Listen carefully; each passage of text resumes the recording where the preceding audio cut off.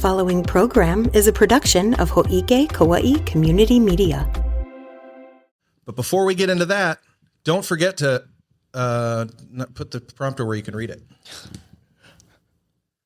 Aloha, welcome to Island Alert, the show where we talk to Kauaʻi's first responders. I'm Max Richardson. And I'm Ashley. And today we're going to talk about what it's like to be a 911 dispatcher. Island Alert was made possible in part by the Kauaʻi Island Utility Cooperative. But before we get into that, don't forget to take a moment to subscribe to us on YouTube or on your podcast app of choice. Stay informed, stay connected, and stay up to date with hyperlocal stories produced right here on Kauaʻi. Ashley, thank you so much for coming on the show. Thank you for having me. Yeah, I'm happy to have you in here. How long have you been an emergency services dispatcher? I've been a dispatcher for the county for a little over 5 years. 5 years. Okay, wow, that's a while. What inspired you to want to become a dispatcher? I guess I wasn't really inspired to be a dispatcher. I needed a job, and I've always wanted to be a lifeguard. Like, that was my number one dream in life. But God had other plans for me. So I ended up in dispatch. How do you like it? I love it. Cool. So tell us, you touched on it a little bit, but tell us a little bit about your journey. How did you go from being an ordinary civilian to being in this line of work? Well, it started like my journey into public safety started off with actually little children. So I stayed home and I was doing childcare. And when the pandemic hit, all the parents that worked in the hotels stayed home to watch their kids. So I sought work through the county. So I went online and I applied, and it was just filling out a form on the website. Oh, wow. Okay. Was there any kind of training, or what kind of training or preparation did you have to go through before starting as an active dispatcher? As an active dispatcher, you go through a pretty intense 4 months of multiple trainings so you can be familiar with like the computer systems, geography, people in the department, other agencies. So there's a lot of training that goes in the first 4 months before you are off training and on probation. Okay. Wow. 4 months. That's quite a while. That is intensive training. Yes. So you never get lost anymore, huh? If you spend all that time learning geography. That is not true. On the way here, we pulled up and I pulled in Kalena Street and I put my car into park and I entered 4318 Rice Street and I looked at my sister and I said, yes, your sister still gets lost. All right. What's a typical shift look like for you? So a typical shift it could just be like a mellow day where, everybody's like being good and there's no crime being committed or being reported. And other days it could just be nonstop from the moment you come in to the moment you leave. So yeah, every day is different. Yeah, I can imagine. So when there's nothing going on, what do you do? Like, you're sitting at the computer near the phone. Somebody always needs something in dispatch or outside for dispatch. So if it's not the phone, the public needing emergency help or like non-emergent help, it could be an officer. It could be anybody from an outside agency or somebody that needs help. They call in and then we do our best to find the people to help them. So you never have to worry about being bored. No, I feel like boredom, it comes from within. That's a state of mind. And there's so much work in dispatch that I don't think you'll ever be bored. Some wisdom there. Boredom is a state of mind. All right. If you're allowed to say, I know people's privacy is a big concern, but if you're allowed to say, what kind of call do you get the most often? Like, what's the most common thing someone says when you pick up the phone? The good old noise complaint. It can come in at any hour of the day, and it could be for anything that you could imagine. I've gotten there's tons, noise complaints. Yeah. Mm-hmm. All right. Yeah, that honestly not that surprising. We also get a lot of calls for animals. People would be surprised on how much animals we have on the island, and we the Humane Society covers like the dogs and the cats, but if you can think about every other animal other than a dog and a cat that's in need, we get a call. Pigs and horses and cows and goats, all kinds of stuff. Yes. Oh yeah, there's lots of goats. Yes. All right. So I didn't write this one down, but do we have, I know like on the mainland, there's an emergency services, branch called animal control. We don't have that, right? It's police or the Humane Society, right? That would be we don't have from my understanding, we don't have the resources to help the cattle, to help the horses. And like, if I call the Humane Society, it's not like they have like a trailer and all of that and the area. So right now there's outside like nonprofits that do take animals on, and it's seeking help from them. And even they too are understaffed and don't have the funds to take it on immediately. Yeah. Yeah. And it's a small island. So I guess it's hard to bring in equipment or even personnel from far away. Like you can't go to the next county over and pick up a trailer. Right. So in your opinion, what qualities do you think would make someone a great dispatcher? A great dispatcher. Qualities. It's not a job for everyone. It's not for everybody. Some qualities is having, being honest. I wrote down when I first came in to dispatch, I thought qualities that would help me be honest, open-minded, and willing. But as I worked, I realized that certain things happen and then you develop qualities as a dispatcher. So I learned how to be assertive. I learned how to be punctual. The best one is being positive, because there's a lot of negative in there. And my favorite quality of a good dispatcher is their humor, and it's dark humor to be exact. They do very well in dispatch. That makes sense. Yeah, I could see that. I can imagine that. So at the end of the shift, we usually spit out a corny joke just to laugh, so we leave there positive. Yeah, that's good. Sometimes, you gotta keep it positive in a high stress environment like that.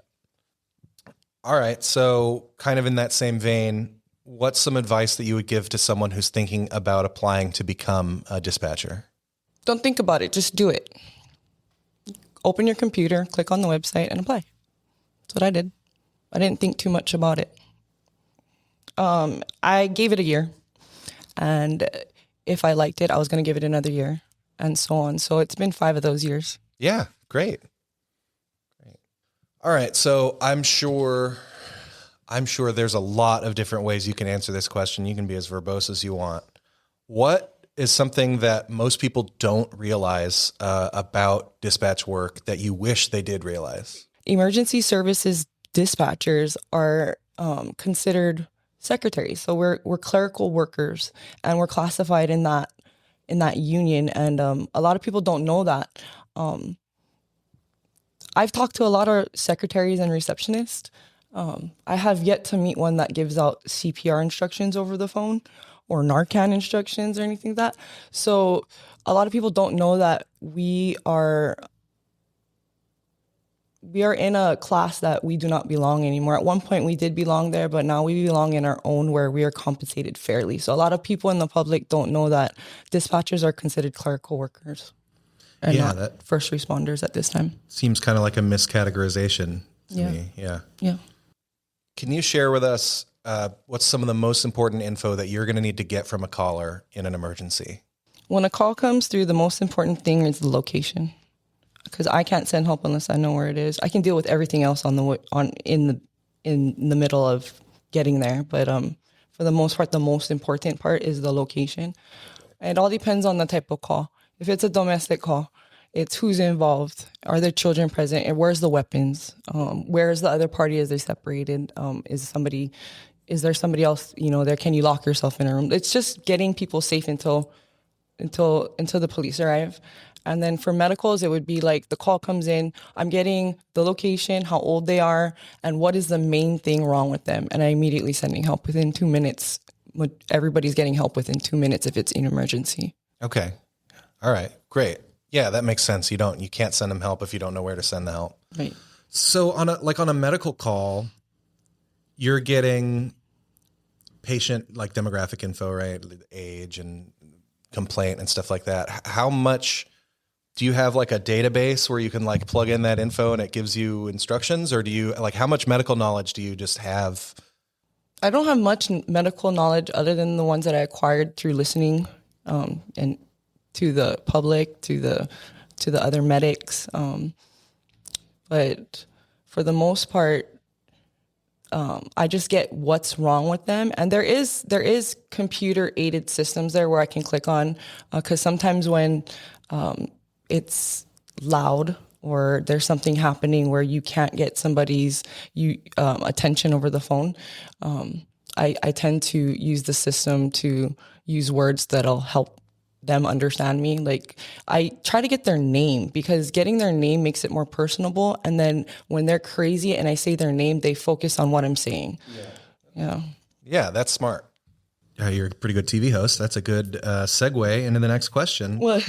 How do you stay calm and focused when the person on the other end of the line is freaking out? They're in panic and distress. I remind myself that whatever's happening is happening to somebody else and not me, and I need to stay calm in order to help them. So I'm not saying that like I do this perfectly, but I keep a mindset that it's not happening to me. It's happening to somebody, and they need the help. And I try to focus on breathing, because if they're breathing like a lot, I try to tell this. Sometimes this works and sometimes it doesn't. It'll either calm them down or piss them off, but take a deep breath. Yeah. Some people are like, what do you mean take a deep breath? And then others are like, okay, I'm breathing. Okay. And then I can work with this person. But when they're just all over, I can't work with them. Right. Yeah. Yeah. And screaming and stuff, and you can't understand what they're saying. But like, I know for me, when someone else is freaking out, my subconscious mind wants to also freak out, even though I might not even be in any trouble.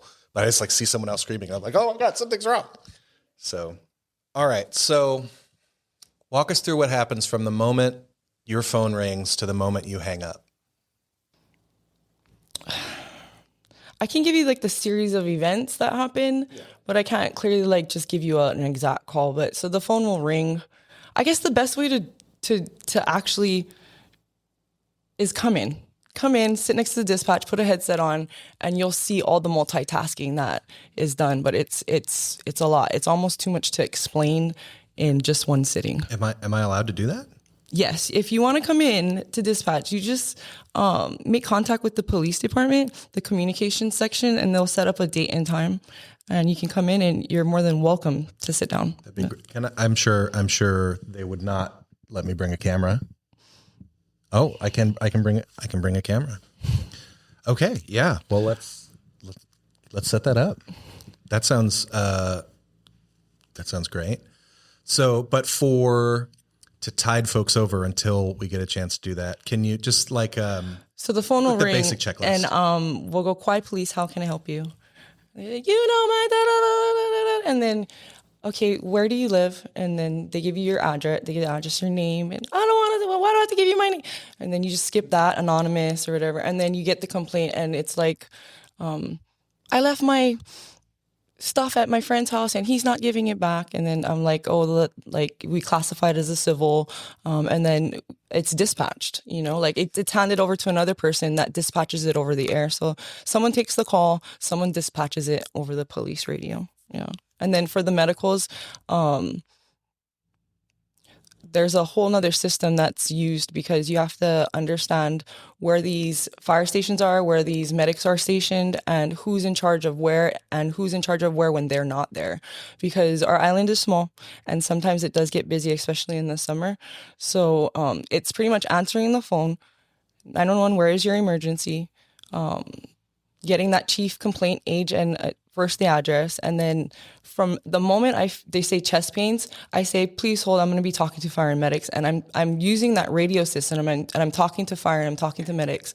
Meanwhile, still having the phone, So as soon as everybody is sent out, then and another call will come in. I still have to monitor what they're doing when they arrive on scene, when somebody's going to the hospital, and also take calls. As there's help, there's other people in there, but for the most part, one person is assigned to, 1 to 2 people is assigned to the 911 taking part, and the other person's pretty much handling the police part, and somebody's handling the phones. So you can be like on the phone with person B, And you're still like on the radio with the police that are responding to the call from person A. Absolutely. Like and at the I same could be on the time. phone with the caller. I'm talking to an officer and I'm transmitting. Yeah. So That's wild. That's there's a lot of crazy amount of multitasking. they say you need a third ear working in there. That didn't come. I didn't come in with a third ear. That means like the equivalent to like eavesdropping or whatever. But there's multiple conversations going on, but you hear keywords like gun, knife, choking, or whatever. Your ears zero into that and ignore everything else. So the third ear develops a little after the first year. That's a crazy impressive skill to be able to talk on the phone, talk on the radio. Well, just hear someone just in the room. ignore everything that's unnecessary, and go to what's priority. Yeah, that's super interesting. So, have you ever had a chance? Like you said, it is a small island. Have you ever had a chance to meet someone in person that you had previously helped over the phone? I did, and it was very rewarding. So I didn't ask if I could share her name or not, so I'm not gonna. But there was an incident where a female experienced a cardiac event in a local in the Long store, and she coded, meaning CPR had to take place, and I was the dispatcher over the phone. There was another dispatcher on the phone as well. There's multiple people helping this one person, and I got an email from the fire chief saying that this lady wants to thank us. And it's not every day we get thanked, because it's a thankless job and we do it. And most of us don't expect anything in return, because we chose the field of work. And so to be recognized was really nice. She came in, we got to see the whole team from, everybody, fire and medics and police that all helped, and the public. Yeah. So it was rewarding, and she gave us a hug and a lei and told us how grateful she was for her life. That's awesome. Yeah, that's super cool. I used to be in the Coast Guard, and we did a rescue one time. We towed this boat. So my unit was a ship, like a deep water ship, So we went out to the ocean and we tied this boat up and we towed it to shallow water. And then the smaller boats came out to tow it in because we couldn't get, close enough to shore. And it was the same thing. The guy wanted to come down to the pier and see us. It was the only time I'd ever had somebody do that. And he was pissed off because the ride was rough and his stuff got wet. I was like, yeah, you're welcome, bro. And not everybody is grateful. Yeah. And it shows. Dude, how has the job changed in the past 5 years? Like, I know it's technology and procedures and population are constantly evolving and changing. So how's the job different now than it was when you first started? So when you say that, the first thing that comes to mind would be that, the technology is ever changing. So we are constantly looking for the next, generation of 911 stuff. And the research has shown, and the education, that it's ever changing, and it's never going to stop changing. And it's just our job to keep up with it. For the medical part, when I first started, there was no training and education on Narcan administering. And now we have 3 different Narcans. And in order to pass the training, we have to read on how to administer it. And I just got a call the other night, and I had a parent dealing with a child that is struggling with drugs, and he's asking me, well, what is it, the white or the purple side? And I'm looking at it, and I'm like, yeah, you stick the white part in the nose and you press the purple one and it goes in. But a lot has changed, because when I first started, fentanyl wasn't this big thing, and then it became a big problem, and then it seems to have subsided. But as a result, we have to keep up with how to save lives. So in order to do that, we have to complete the trainings that they require. And so every year it does change or 2. Education. So you're never done learning. Every day I learn something new, and there's so many learning experiences in there that there's no way that you could ever know everything. Yeah. So a lot of your job is dealing with the unexpected, right? Like you said, some days you might get 0 calls, some days you might get constant calls. But sometimes we do kind of know a little bit ahead of time, like if a hurricane's heading this way or something like that. So how do you guys prepare for major incidents like that? Something that you kind of can prepare for, like a KEMA type scenario. Exactly. So we have backup, the Kauaʻi Emergency Management Agency, and they're pretty fully staffed with a bunch of people that are well trained in dealing with natural disasters or something major like a pandemic or So these agencies, they're all notified through KEMA, and the heads from all the departments will show up, and then they make sure that the calls that for service on the board that are piling up are getting addressed, because we're still in dispatch dealing with the public, So like if a whole town's out of water, the Department of Waterhead is going to make sure that that town gets the water, or priority-wise, everybody's taken care of, and we don't have to stress about, is this person or is this area getting help? Okay. And what about like maybe smaller scale stuff, but stuff where you're going to get a lot of calls? Like first thing that comes to mind for me, let's say 4th of July, right? Yes, I knew you were going to react. This year is my first year off, so as far as like working at night, but so when 4th of July and New Year's Eve come around, we just get a little extra help in the dispatch, because again, you have everything that's normally going on top of all the loud noise and all the upset people because their dogs are scared and stuff. And I'm sure fires happen more Fires often. do happen. People get burned. Some people blow themselves up. There's a lot of things that can go wrong when people are partying, and including fireworks. Which, I hate to sound like a wet blanket, is why certain fireworks are illegal. All right. So we talked about all the things. Well, I'm sure we didn't talk about anywhere near all the things, but we have talked about things that make this job difficult. What is it that keeps you coming back to this job every single day? Some days I ask myself, like, why? Like, I'm like, because it is a crazy job, but I found that I feel like I'm in the right place. I feel like my how do I explain it? I keep coming back because I feel like that's where I belong. I feel like that is the perfect place for me to be of service to our community. And I'm really good at it. Well, good. And that's really great that you have that drive to be of service. To a lot of people wouldn't necessarily feel driven to be of service to the community, but it's more about take, and it's great to have that instinct to give. And it's great that you're good at it too. So is there anything that I didn't ask you about, or that you didn't get a chance to talk about, that you wanted to mention, that you were hoping to get to talk about today? No, I think we covered a lot. I mean, if they have any questions, they're more than welcome, to come on and check it out. I think you have to go through HR, like the public has to go through HR for all that stuff. But I feel like if you come in and give them a glimpse, then we won't have to keep sending them over there. Yeah, I would love to do that. And in the meantime, if folks have questions, don't call 911 if you have questions. Don't call 911 on questions on how to be a dispatcher, please. Call the number that I'm going to put on the bottom of the screen here, or if you're listening to the audio version of this, it'll be in the show notes. Well, that's our show. Ashley, thank you so much for coming in.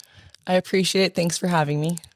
Tune in next time, where we'll talk to another of Kauaʻi's professional heroes. Until then, stay safe out there. Aloha.